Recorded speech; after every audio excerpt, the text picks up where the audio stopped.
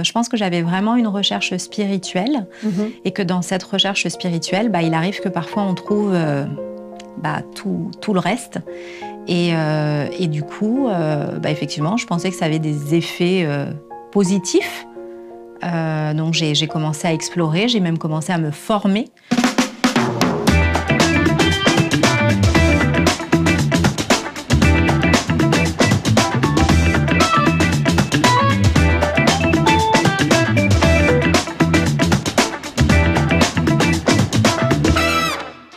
Bonjour à tous et ravi de vous retrouver pour une nouvelle émission coupée en 4. Alors nous allons encore une fois à la découverte d'une vie transformée par Dieu et la personne que nous accueillons aujourd'hui a fait l'expérience surnaturelle des puissances occultes dans sa vie. Alors consciente de ses dons, elle ignorait pourtant tout le danger que cela représentait pour elle.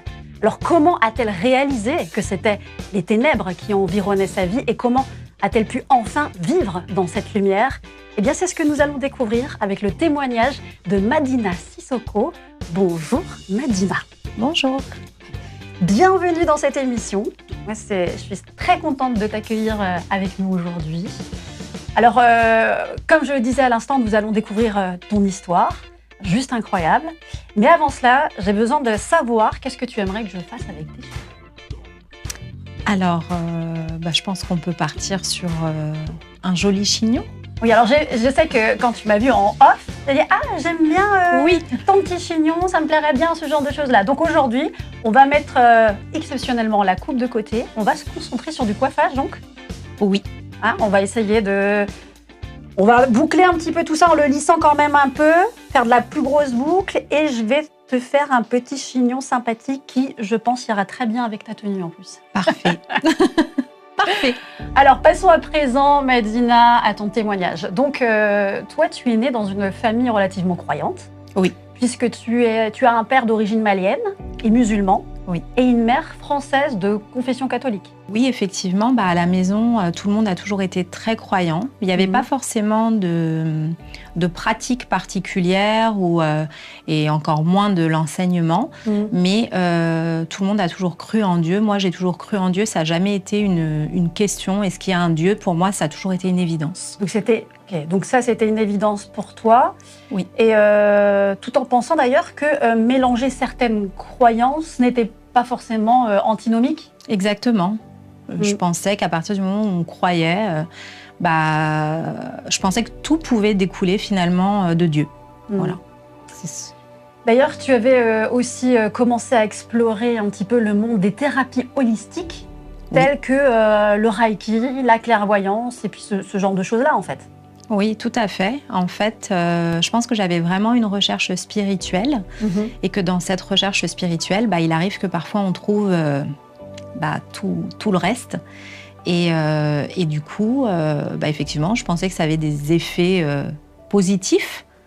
Donc j'ai commencé à explorer, j'ai même commencé à me former dans le Reiki, dans tout un tas de thérapies énergétiques en tout genre. Et parce que le monde spirituel t'a toujours attiré depuis toute petite ? C'est quelque chose qui était en toi depuis toujours ?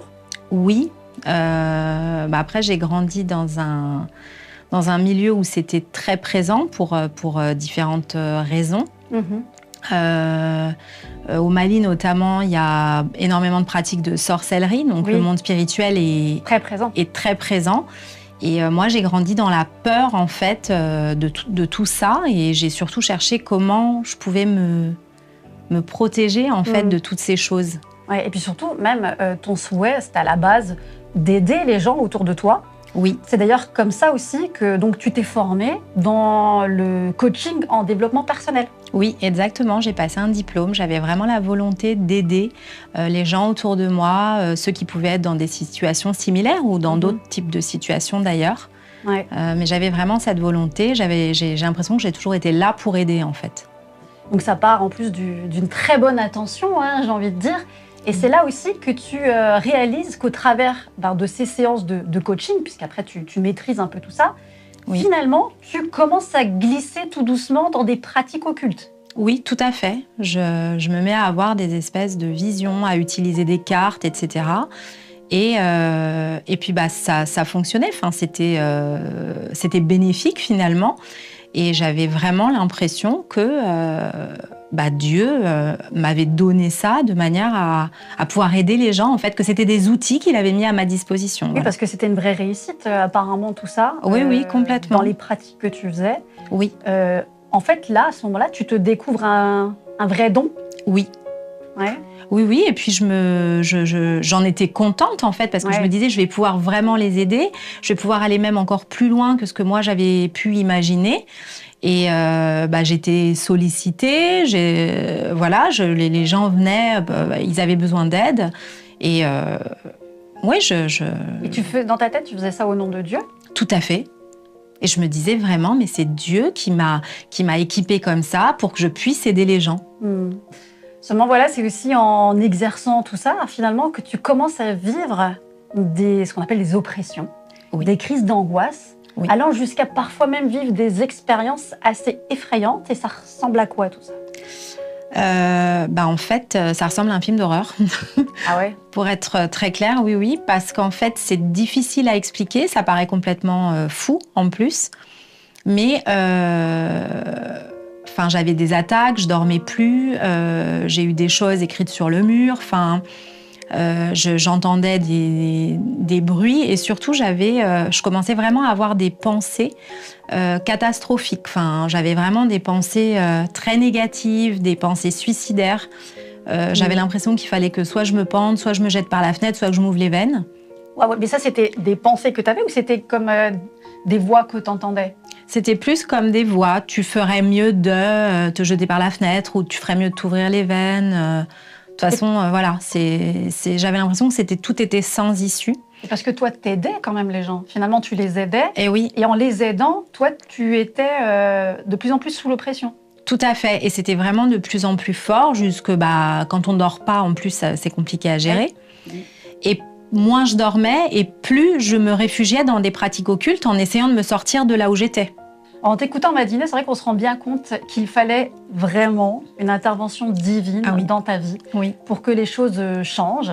Et c'est d'ailleurs lors de ton anniversaire que tu oseras enfin parler à ta famille de ce qui t'arrive et notamment de ton envie de mourir.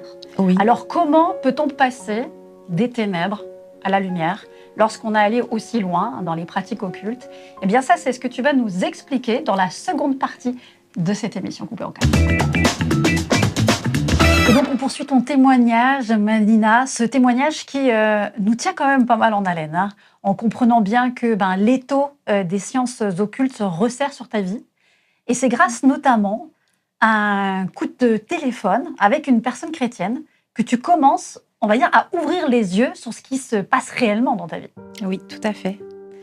En fait, le jour là de mon anniversaire où j'étais chez moi avec ma maman et mon frère, je commençais à leur expliquer vraiment que j'avais beaucoup trop d'oppression, que je supportais plus de vivre comme ça et que je voulais mourir et qu'il fallait qu'ils me laissent partir. Donc j'ai commencé à leur expliquer ça, mais avec le plus grand calme en fait.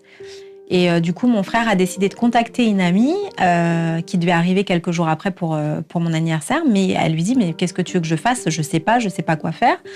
Et finalement, elle décide de contacter une de ses amies à elle, qui se trouve être la femme d'un pasteur à Paris. Et donc, elle l'appelle, elle rappelle mon frère, elle lui dit, écoutez, elle va vous appeler. Attendez, elle va vous appeler. Donc, effectivement, cette dame nous a contactés. Et on a commencé à échanger. Elle m'a demandé, mais les voix que tu entends, qui est-ce ? Alors moi, je lui dis, écoute, ce sont des guides. Parce que c'est ce que je croyais. Moi, c'est ce qu'on m'avait dit dans les formations que j'avais faites, que c'était des guides qui nous transmettaient des informations, etc. Et finalement, elle me dit, écoute, en fait, il y a deux options. Soit c'est le Saint-Esprit, soit c'est le diable. Donc, est-ce que tu peux m'attester que c'est bien le Saint-Esprit qui te parle ? Et là, en fait, j'ai l'impression qu'il y a quelque chose qui s'est effondré. Et je me suis dit, mais non, je peux pas. D'abord, je peux pas lui attester que c'est le Saint-Esprit qui me parle. Et puis, en plus,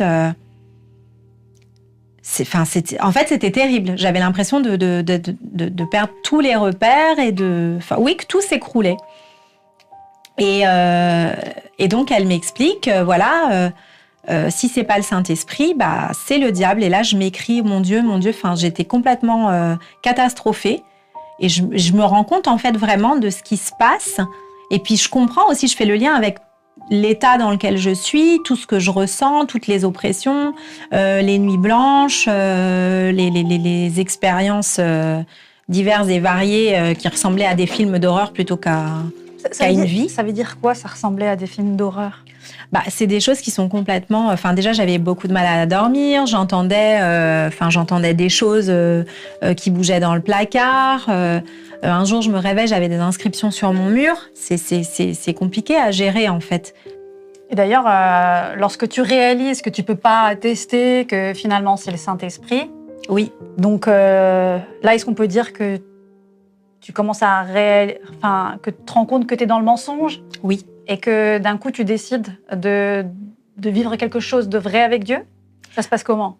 En fait, ce qui se passe, c'est que quand je réalise ça, je me mets à crier, enfin voilà.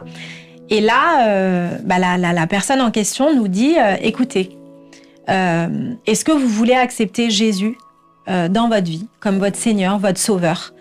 Et lui va prendre les choses en main et c'est lui qui va vous sortir de là, en fait. Et tous les trois, donc mon frère, ma mère et moi, on a dit oui, on veut. Parce qu'au-delà de s'adresser à toi en particulier, là, c'est même ton frère et ta maman. Ah oui, tout le monde était dans la boucle. Ah oui, on y est tous rentrés, tous en même temps, en chœur. Tout le monde au salut. Et donc là, dans ce coup de fil, il y a eu la prière du salut? Oui. Dans ce coup de fil, c'était le jour de mon anniversaire, c'était le jour de mes 40 ans. Je pense qu'il y a vraiment quelque chose de très symbolique, en tout cas. Après les 40 ans du désert. Et après exactement, après les 40 ans du désert, pouf, j'en suis sortie d'un coup d'un seul. Et moi, j'ai toujours vu ça comme vraiment un cadeau de Dieu. Je me suis dit, pour moi, c'est un cadeau qu'il m'a fait. Je pense que c'est le plus beau cadeau que j'ai jamais eu pour un anniversaire. Waouh. Et ouais, et du coup, bah voilà, donc on a tous accepté Jésus tous les trois. Ensuite, on a raccroché. Elle nous avait envoyé de la louange. Je me rappelle qu'elle nous avait envoyé le chant, le nom de Jésus. Et d'ailleurs, ma mère s'était mise à danser. Alors, pour la petite information, ma mère ne danse pas. Donc, c'était une grande première. Ok. Et donc, la maman qui danse. Oui. Toi qui peux enfin proclamer le nom de Jésus. Oui. Mais pour autant, au-delà d'avoir vécu ce moment fort de ta vie, tu réalises quand même qu'on ne sort pas du monde occulte aussi facilement. Et c'est d'ailleurs en te rendant à ta fête d'anniversaire quelques jours plus tard que tu te fais, on va dire, un peu rattraper à nouveau par ces pensées suicidaires. Oui, entre autres. J'avais l'impression vraiment d'être oppressée fortement. Et impossible de me réjouir alors que le lieu de l'événement était vraiment... c'était magnifique, tout était parfait. Il y avait même un spa avec des jacuzzis, des hammams, tout ce que j'aime en fait. Vraiment, il y avait tout. Mais je n'arrivais pas à me réjouir. Et plus j'essayais de me réjouir, et plus je me sentais mal. Et je commençais à me sentir mal aussi parce que je me dis, mais ils ont fait tout ça et moi, je suis pas contente en fait. Et ça n'a pas de sens. Et finalement, à un moment donné, ils se mettent tous dans la pièce de vie, etc. Impossible, moi, de rentrer dans la pièce de vie. Je m'assois sous les escaliers, je sais pas, je me recroqueville sur moi-même. J'étais vraiment... je sais même pas comment mettre des mots sur ce que je pouvais ressentir à ce moment-là. Et à un moment donné, je me dis, non, mais en fait, c'est trop. Je peux plus, faut que ça s'arrête. Et en fait, je me dirige vers la cuisine. Et là, en fait, j'ouvre le tiroir et je prends un couteau. Et là, en fait, mon frère... Un couteau pour te planter? Pour m'ouvrir les veines, en fait, parce que c'est la pensée, en fait, qui me poursuivait depuis des jours. Que tu devais... Et qui montait, que je devais m'ouvrir les veines, en fait. J'avais eu saute par la fenêtre, pends-toi, non, non, mais ouvre-toi les veines, je sais pas, c'est ce qui revenait. Ok. Et du coup, j'étais dans la cuisine avec le couteau à la main. Mon frère a sauté par-dessus le bar. Je ne sais pas. Moi, j'ai pas vu la scène, mais l'amie qui a vu la scène, elle n'a pas compris comment ça s'est produit. Il a réussi à sauter par-dessus le bar. Il a sauté avec les deux pieds, je sais pas, comme un ninja probablement. je sais pas. Et du coup, il m'a attrapée, mais du coup, il a dû me maîtriser au sol pendant un long moment.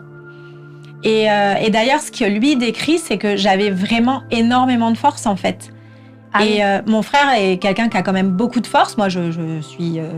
à côté de lui, j'ai pas tout ça. Mais c'est comme si mes forces étaient décuplées et que... Oui, il y avait autre chose, en fait, qui agissait en moi. Et je disais, mais laissez-moi partir, laissez-moi mourir, je peux plus vivre comme ça.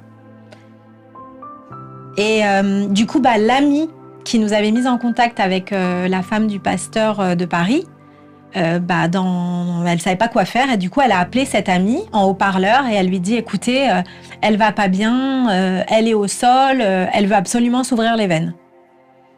Et du coup, je me rappelle qu'ils ont commencé à prier en langue. Ils ont prié, ils ont fait la Sainte Seine, ils m'ont mis la Sainte Seine dans la bouche. Ah oui. Et ensuite, j'ai senti en fait comme si la situation s'apaisait. Ça s'apaisait vraiment progressivement. Voilà, mais ça a mis du temps. Je pense que j'ai bien dû rester 40 minutes au sol. Et de là, les pasteurs, en fait, le pasteur, le mari de la dame, vraiment a dit... on peut pas la laisser comme ça, c'est trop grave, on va y aller. Donc c'est des gens qui sont à Paris, moi je suis à Nice. Du coup, ils ont pris l'avion et ils sont venus le lendemain matin, ouais. Ils sont arrivés à 8h30 du matin à l'aéroport, donc on est allé les chercher. Entre-temps, la personne qui était coincée à Paris a réussi à revenir et du coup, elle a pu aller chercher le reste des invités à l'aéroport. Et les pasteurs, en fait, ont demandé à venir chez moi. Ils voulaient venir chez moi. Dans ta maison? Ouais, dans ma maison. Donc, du coup, on est allé les chercher avec mon frère. On est revenu à la maison. Et là, ils ont commencé à m'expliquer tout un tas de choses dont j'avais aucune idée. Toutes ces histoires de portes, en fait, ils m'ont montré des objets, des livres, des choses qui paraissent anodines. J'avais Que tu avais chez toi, tu veux dire? Ah oui, j'avais notamment un coffret de Harry Potter, des livres d'Harry Potter en anglais que j'avais, mais depuis des années, c'est un truc qu'on m'avait offert. Et là, le pasteur m'explique, tu sais, ça, Madina, c'est une porte. Ce qui me dit, qu'est-ce que c'est Harry Potter? Alors moi, je lui explique avec mes mots, je lui dis, c'est un petit garçon qui a des pouvoirs en quelque sorte. C'était ma vision. Et finalement, il me dit, en fait... pas tout à fait, c'est aussi l'école des sorciers. Donc il y a une part occulte, il y a une présence occulte et c'est une porte. Et tout un tas d'objets, des choses qu'on peut ramener de voyage, des espèces de divinités, des posters de divinités. On ne se rend pas compte, on peut trouver ça joli, c'est un souvenir, etc. Et là, il m'explique que tout ça, c'est des portes. Et que ces portes, ça donne des accès en fait au monde occulte sur nos vies. Et comme ça, on se retrouve dans des états comme dans celui dans lequel j'ai pu être. Donc, au-delà du fait que pourtant, tu avais fait la prière du salut. Tout à fait. Que tu avais donné ton cœur à Jésus et tout ça. Donc, il y avait encore quelque part un droit sur ta vie, finalement. Oui, complètement, parce qu'effectivement, je suis dans la bonne direction, mais le monde occulte ne lâche pas comme ça. Je pense qu'il faut qu'on ait conscience qu'il y a aussi des lois spirituelles et qu'il y a des choses qui doivent être clôturées, fermées, résolu, coupé complètement. Et ça a duré combien de temps? Ils ont fait ça pendant combien de temps dans ta maison? Alors je saurais même pas dire, mais ça a duré... déjà le tour de la maison avec... on jette tout, parce que en revanche, moi à partir du moment où j'ai pris conscience de ça, tout à la poubelle, je voulais rien savoir. J'ai pas besoin... T'as pas eu de difficulté à jeter... J'ai déchiré les diplômes. les diplômes même que tu avais eu oui. dans le... Okay. J'ai tout déchiré, je n'en veux pas. Okay. Je voulais que rien ne subsiste. Je faisais partie d'un groupe de thérapeutes. Le groupe de thérapeutes, je l'avais quitté un peu dans la foulée. Quand j'ai accepté Jésus, j'avais quitté le groupe. J'avais coupé tous les liens avec les gens avec qui je travaillais. Mm-hmm. Parce que je pense aussi qu'il y a des gens qui, comme moi, ont de bonnes intentions et ne savent pas ce qu'ils font, mais il y a aussi dans ces milieux-là des gens qui savent très bien ce qu'ils font. Ouais. Et sous couvert d'autres choses, vous présentent les choses enjolivées, etc. Donc, moi, j'avais tout coupé, comme ça, pas d'histoire ici. Ok. Et, mais ça a ça a duré au moins 2 heures. Et ensuite, on a pris un temps de prière. Et ils ont prié pour moi et je sais que mon frère m'a dit que la scène était assez impressionnante. Alors moi, je ne l'ai pas vue, je l'ai vécue, mais je ne l'ai pas vue et je ne me rendais pas forcément compte de tout. Mais il semblerait que j'étais allongée sur le sol, alors qu'à la base, je crois que j'étais à genoux. Enfin, je sais pas, je suis passée par différentes étapes finalement.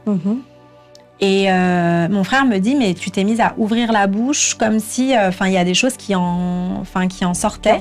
Et je pleurais. Je sais que j'ai beaucoup pleuré. Et finalement, après, là, il y avait déjà un grand mieux. Déjà, j'avais eu de l'aide. Mine de rien, c'est aussi une démonstration de l'amour de Dieu que de voir qu'il y a des gens qui ont un tel cœur pour Dieu qu'ils ont pris l'avion alors qu'ils ne me connaissent pas pour me venir en aide. Ça peut être que Dieu, en fait, qui fait des choses comme ça. Ça peut pas être... il y a personne qui fait ça, en fait. On ne prend pas l'avion pour quelqu'un qu'on ne connaît pas, pour aller traverser toute la France. Voilà. Et du coup, ensuite, ils ont souhaité venir sur les lieux de l'événement. Donc là, tout le monde était arrivé. Donc, ils ont passé la journée avec nous. On a eu des temps de prière. C'était vraiment un joli moment. J'ai l'impression que c'était vraiment... Voilà, j'ai marqué mon entrée dans le royaume de Dieu, finalement. Wow. Voilà, Et oui. Enfin, moi, quand je t'écoute, Madeleine, je me dis juste, mais quel témoignage juste extraordinaire lorsque on t'entend nous raconter. Mais tout ça, moi, je suis... on ne se rend pas compte de ce monde spirituel, parfois, à quel point il est présent. Tout à fait. Et je suis sûre que ça peut apporter aussi beaucoup de réponses sur les questions qu'on peut se poser dans ce monde occulte, justement. Oui, tout à fait. Car moi, je pense vraiment que pour bien combattre son ennemi, il faut savoir à qui on a affaire. Tout à fait. Donc, merci déjà de nous partager tout ça. D'ailleurs, les victoires continuent de se remporter chaque jour, car les défis quotidiens ne manquent pas. Et ça, c'est ce qu'on va découvrir encore une fois dans la partie finition de cette émission coupée en 4. Et nous voilà, Madina, entre le coiffage et la finition, parce qu'aujourd'hui, c'est un peu spécial. Il n'y a pas eu de coupe, il y a eu un chignon, le premier de cette émission, et c'est un régal pour moi. Alors, Madina, on est aussi à ce moment de ton témoignage où ton plus grand défi, alors que tu es passé par des délivrances, comme tu nous l'as expliqué tout à l'heure, mais ton plus grand défi est encore aujourd'hui au niveau de tes pensées. Oui. Et ça se passe comment ? Alors, je sais que pour justement aller au-delà de tout ça et passer par-dessus. Les pensées, c'est quelque chose auquel je fais très attention, les pensées négatives, parce que je me suis rendu compte qu'en fait, parfois, on a des petites pensées négatives et puis on les laisse.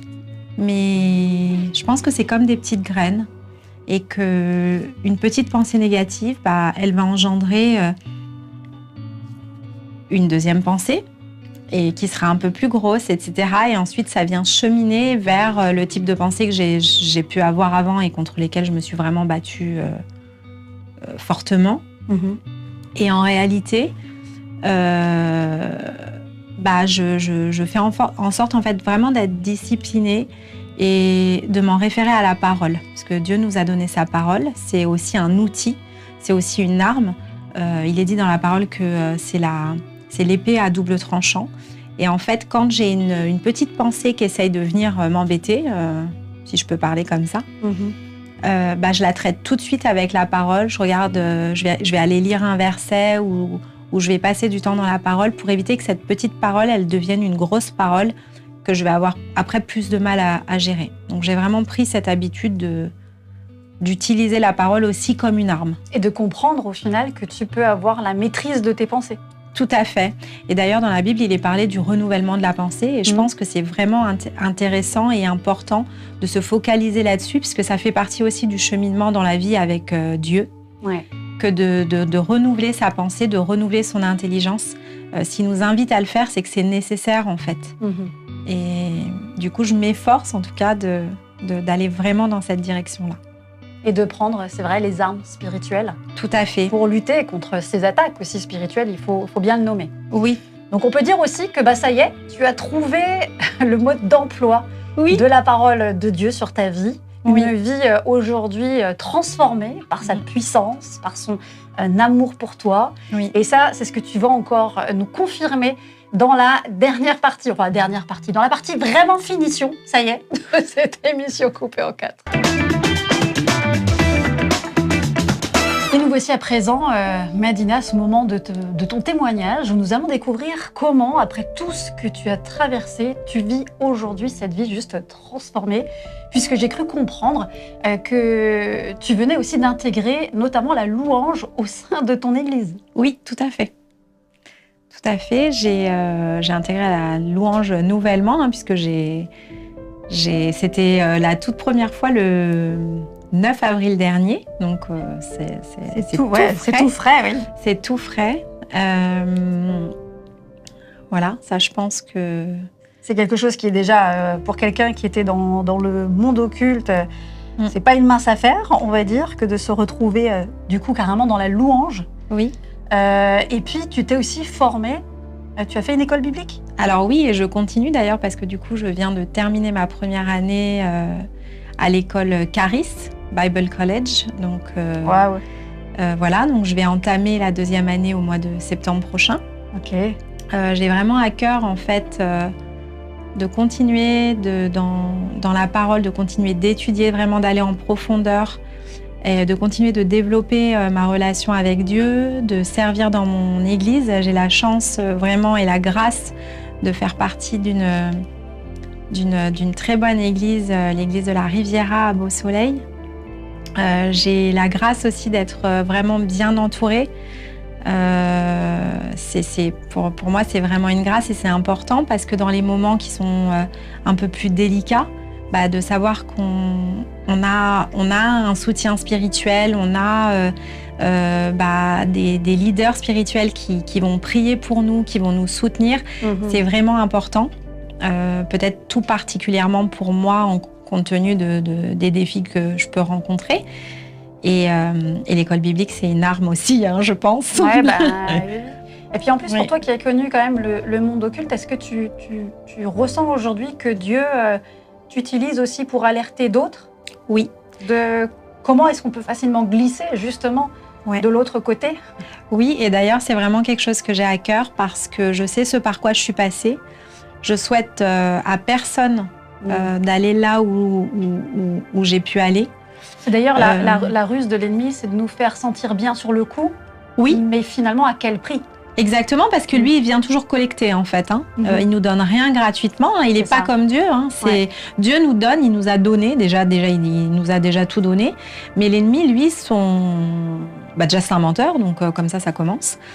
Et c'est surtout de nous faire croire en fait qu'il n'est pas là. Et puis on n'attrape pas les mouches avec du vinaigre, si je peux me permettre l'expression.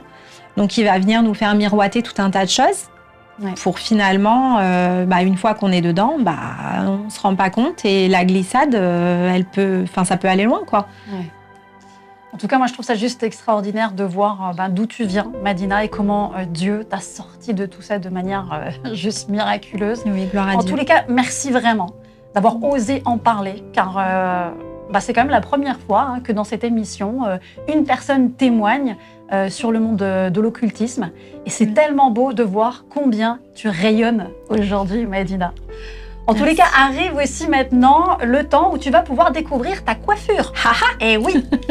Et pour nous, le temps aussi où on va découvrir ton précieux conseil. Alors surtout, ne touchez à rien. Et nous voici à présent, Madina, à la toute dernière partie de cette émission. C'est la partie découverte. Tu vas pouvoir découvrir ta nouvelle coiffure. Est-ce que tu es prête? Ah, je suis prête. Allons-y. Oh! Ça ressemble un petit peu au mien. Exactement. Magnifique. La différence que j'ai faite, c'est juste de ne pas te ramener la mèche sur le front. Je trouve que ça te va mieux avec le front dégagé. Et oui, mais c'est parfait. Donc, je te montrerai aussi comment c'est derrière. Mais avant cela, Madina, déjà, je suis contente que ça te plaise. Je trouve que ça te va à merveille. Tu es trop belle.